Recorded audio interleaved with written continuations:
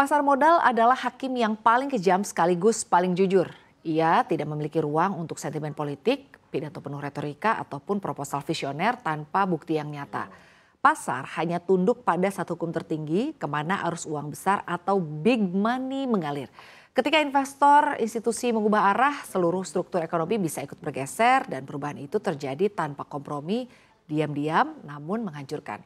Dalam satu dekade terakhir, Bursa Indonesia menjadi panggung evolusi brutal yang menyingkirkan emiten rapuh sekaligus mengangkat perusahaan yang benar-benar menghasilkan nilai. Transformasi LQ45 dari tahun 2015 ke 2025 bukan sekedar perubahan daftar saham, ia adalah rekaman perubahan DNA ekonomi nasional, siapa yang menang, siapa yang tumbang, dan siapa yang ternyata hanya hidup dari narasi semata. Selengkapnya pemirsa, kita akan bahas dalam Bursa Berubah Wajah. Inilah pemenang dan pecundang revolusi LQ45.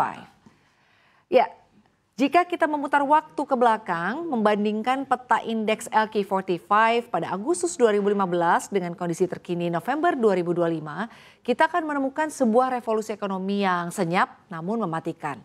Satu dekade lalu, pemirsa, Indonesia ini sedang dimabuk kepayang oleh narasi pembangunan infrastruktur. Hari ini narasi tersebut telah runtuh atau digantikan oleh realita pragmatis bahwa komoditas dan energi adalah penguasa sesungguhnya di lantai bursa. Ini adalah kisah tentang The Great Rotation, sebuah perputaran nasib di mana sektor konstruksi harus berlutut di hadapan sektor energi. Nah, pada tahun 2015 pemirsa, yang memegang saham BUMN Karya adalah sebuah kebanggaan. Kala itu narasi Indonesia sentris membuat saham-saham konstruksi memiliki valuasi premium. Investor retail hingga institusi berlomba-lomba mengoleksi saham kontraktor dengan keyakinan bahwa proyek jalan tol, bendungan, dan pelabuhan akan membawa keuntungan yang berlipat ganda. Saat itu sektor properti dan juga konstruksi ini menguasai porsi signifikan ya dalam indeks paling elit di Indonesia. Namun 10 tahun kemudian pasar ini memberikan pelajaran finansial termahalnya. Project is distinct from profit. Pembangunan fisik memang sukses berjalan, namun kalau dilihat neraca keuangan emiten kontraktornya berdarah-darah akibat beban utang yang menggunung dan masalah arus kas. Di daftar LQ45 November 2025, sektor konstruksi BUMN ini resmi punah. Pasar telah membuang emiten yang hanya menawarkan pertumbuhan pendapatan tanpa disertai laba bersih yang berkualitas. Dan kita lihat ya, berikut adalah daftar emiten raksasa infrastruktur dan properti yang mendominasi di tahun 2015, tapi kini terdepak ya pemirsa. Kita lihat. Ini ada Wika, konstruksi BUMN, lalu ada WSKT, konstruksi BUMN, lalu juga ada PTPP, konstruksi BUMN juga, lalu ada ADI, ada Weton, ada JSMR, ada ASRI, ada LPKR, BSDE, dan juga SSMS. Ini kalau dilihat saat ini sudah terdepak ya dari LQ45. Nah, hal ini pemirsa menunjukkan betapa pasar menuntut efisiensi dan juga disiplin finansial. Ini dimana dua hal yang artinya kerap hilang dalam proyek-proyek raksasa yang digerakkan oleh ambisi politik. Meski kalau dilihat ya pembangunan infrastruktur memberikan manfaat kepada publik yang cukup signifikan, tetapi investor ini menaruh perhatian pada hal yang lebih konkret. Profitabilitas yang dapat dipertanggungjawabkan bukan sekedar redakan pendapatan berbasis proyek.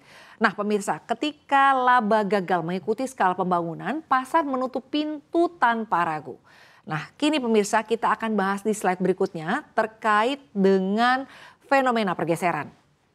Ya pemirsa, kalau dilihat ya transformasi LQ45 selama satu dekade ini juga merekam ya seperti apa sebetulnya pembangunan di tanah air. Nah perubahan selera investor yang sangat drastis terhadap beberapa sektor ini juga tentunya menjadi kunci. Terjadi pergeseran valuasi menuju perusahaan yang memegang kendali atas sumber daya alam yang strategis, di mana terdapat beberapa fenomena utama yang mengubah wajah bursa kita di tahun 2025. Kita lihat yang pertama, ini ada hilirisasi yang menjadi pilar baru ekonomi.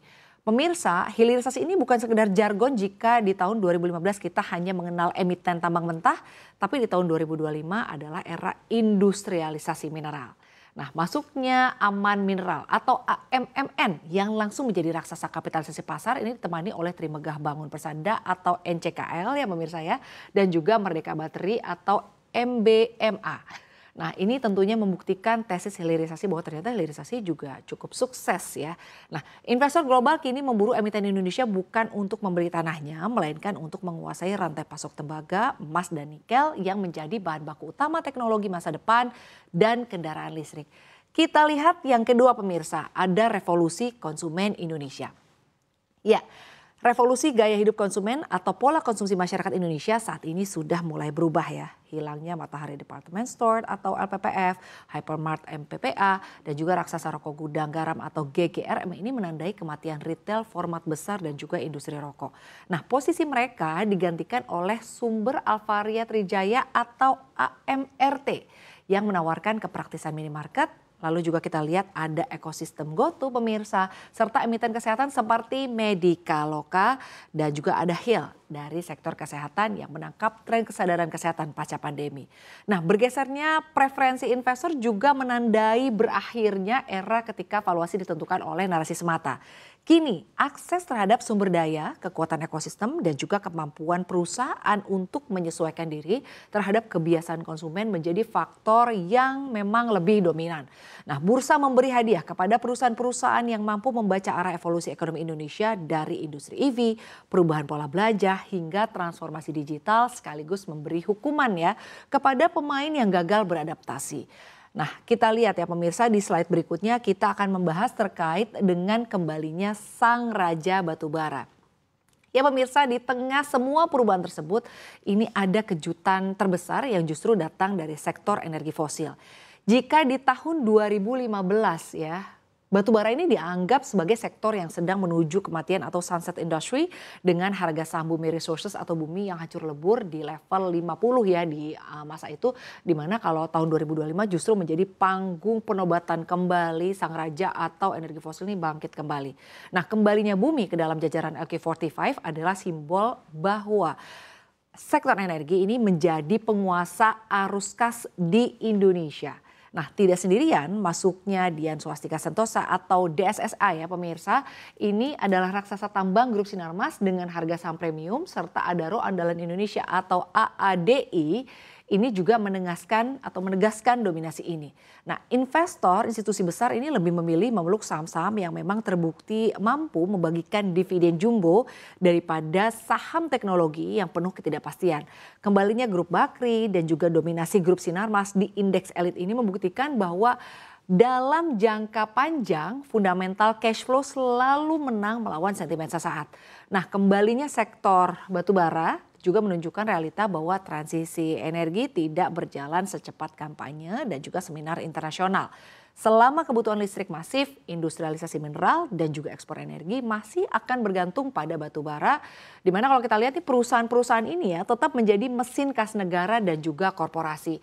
Nah, pasar membaca fakta tersebut lebih cepat daripada pembuat kebijakan dan hasilnya adalah rally besar di saham-saham energi fosil yang sebelumnya dianggap usang ini ternyata masih cukup diminati ya untuk saat ini. Kita lihat di slide berikutnya terkait dengan the survivors. Meskipun terjadi badai rotasi sektor di konstruksi ke komoditas, ini ternyata masih ada segelintir emiten yang mampu bertahan menjaga posisinya di LQ45 selama 1 dekade penuh. Mereka adalah emiten dengan fundamental baja atau kokoh atau kuat ya, yang produk dan jasanya ini tetap dibutuhkan oleh rakyat Indonesia terlepas dari siapa presidennya, bagaimana kondisi inflasinya atau kemana arah kebijakan ekonominya. Nah, berikut adalah daftar saham yang berhasil bertahan di LQ45 sejak Agustus 2015 sampai dengan November 2025. Kita lihat ada BBCA ini dari sektor perbankan, ada BBRI, BMRI, BBNI, BBTN. Lalu ada ASI, ada Telkom dari telekomunikasi, ada UXCL, ada ICBP dari consumer goods, INDF, UNVR ini dari consumer goods. Terus sementara dari farmasi ini ada KLBF.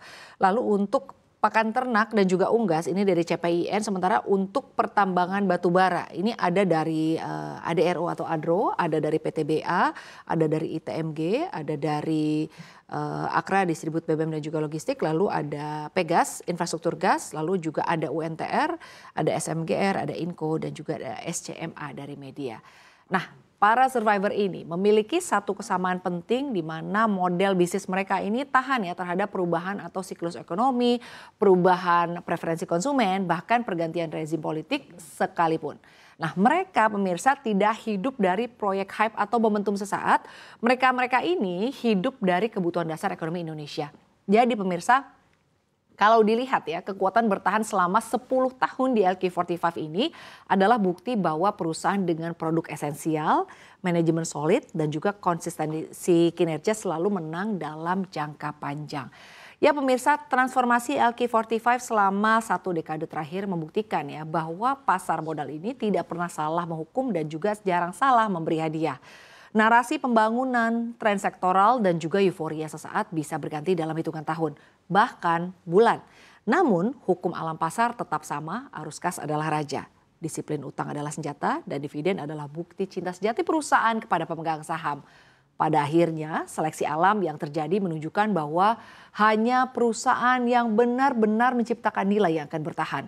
Bursa tidak akan mentoleransi kelemahan fundamental. Ia menghapusnya dari sejarah dan bagi investor pelajarannya jelas. Jangan berinvestasi pada cerita, berinvestasilah pada perusahaan yang mampu membuktikan ceritanya dengan uang yang nyata.